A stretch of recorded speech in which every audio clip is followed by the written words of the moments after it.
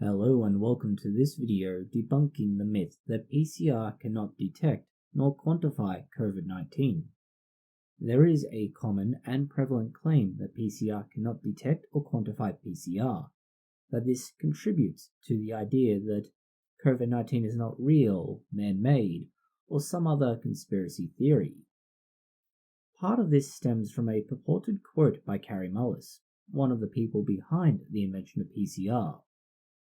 It supposedly says PCR basically takes a sample of your cells and amplifies any DNA to look for viral sequences, bits of non-human DNA that match to parts of a known viral genome. The problem is, the test is known not to work. The idea these kits can isolate a specific virus like COVID-19 is nonsense.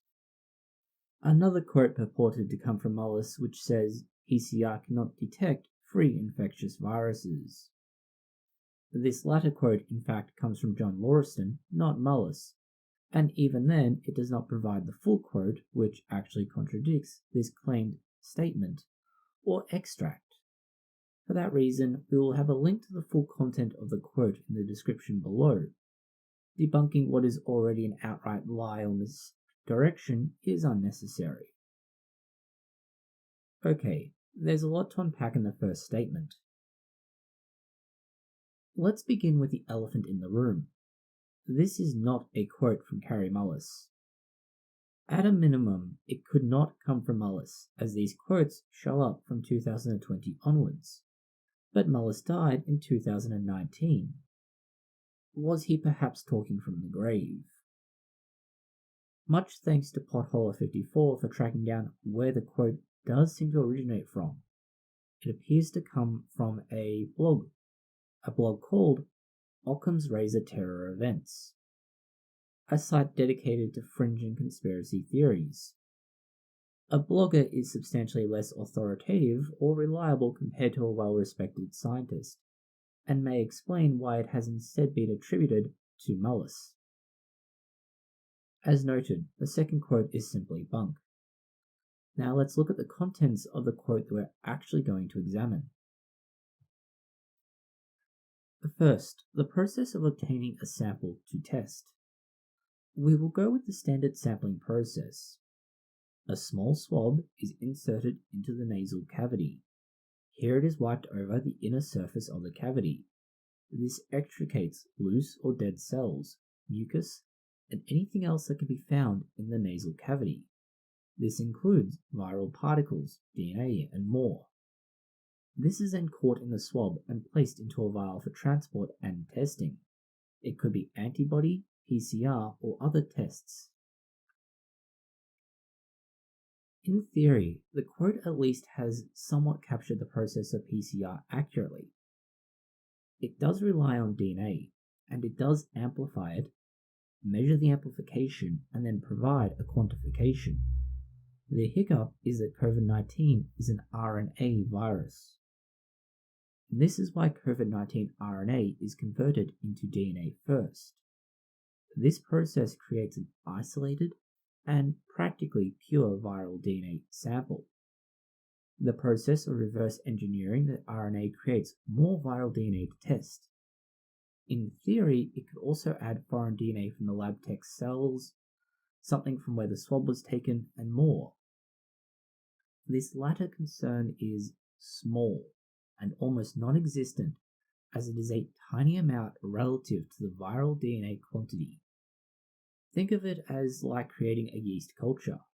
You might get a small amount of bacteria or something similar in the culture, but it is quickly outcompeted by the yeast and overwhelmed when used to leaven bread.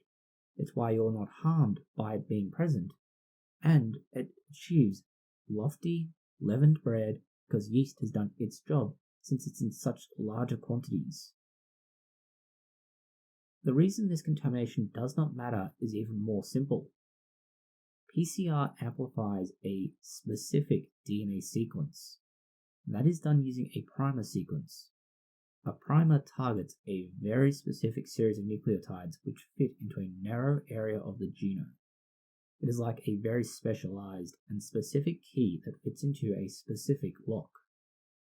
If you were to contaminate the sample, The appropriate selection of a primer that is highly specific and designed to account for the temperature of the PCR process will mitigate the problem.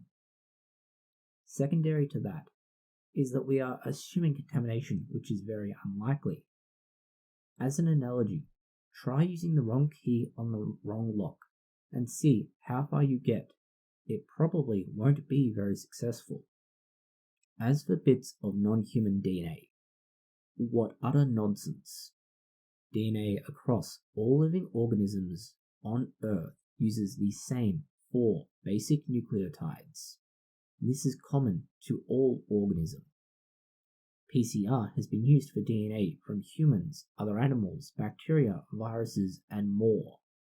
It is used to match part of any of these, not just to parts of a known viral genome.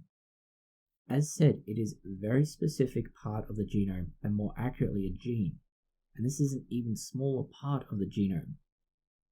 When you are getting to the point where you can specifically isolate small sequences and match your primer to it for the reaction, it doesn't matter if it's a human DNA strand, monkey DNA strand, or from a completely novel creature. It's the same DNA and the same process. That is why PCR is such a powerful tool.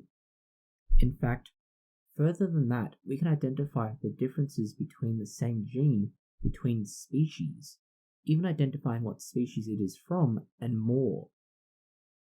That is because we can use such specific technology. We know exactly how accurately the key should match the lock. Even where we cannot do so, we can always look at different gene or nucleotide sequences. This means even if it is a question of species or interchangeability between them, there is no problem. We can very accurately and very specifically match. It doesn't matter if it's a human DNA strand or not. The part of this where it claims the problem is the test is known not to work. This needs a citation to support the assertion. For now, we will simply reiterate the following. There is a long history of PCR working.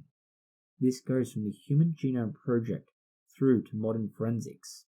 We have been able to isolate DNA from the remains of animals, bacteria, and viruses that effectively died thousands, if not millions of years ago.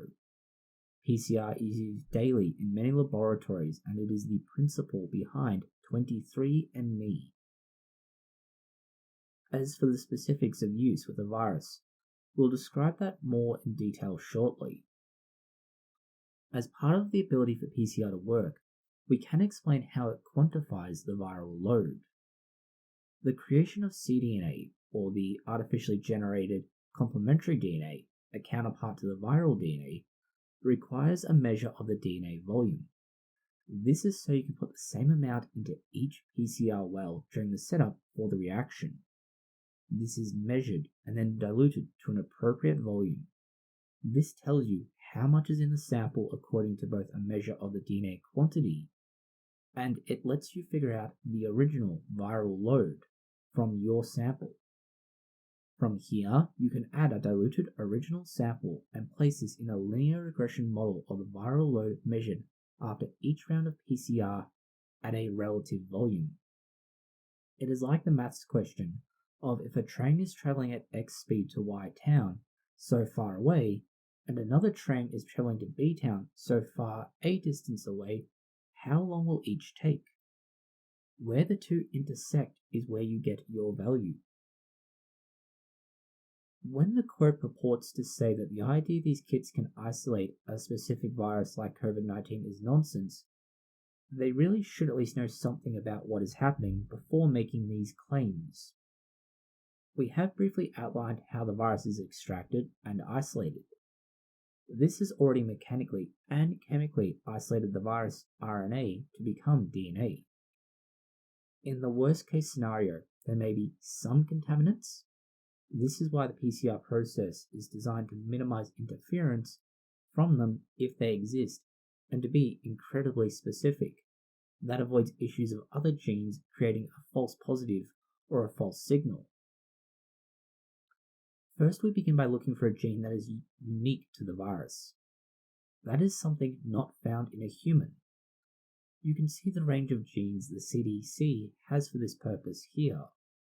These collectively remove the possibility of other viruses, cells, bacteria, and more being incorrectly labeled as COVID-19. The primers used make it so the reaction targets these specific genes and not something else. Of course, you may get off-target responses. This is why multiple genes are used. Where one response might be in error, the chances of 10 responses being in error is incredibly small. So, in short, the quote being shared is nonsense, misattributed, and not even accurate. It is based on a lie initially, the claims made in it are fundamentally flawed and ignorant, and yes, PCR can quantify the amount of virus. Thank you for watching this video. If you have found it interesting, consider liking, sharing, and subscribing. Please post any comments, questions, or suggestions that you have below.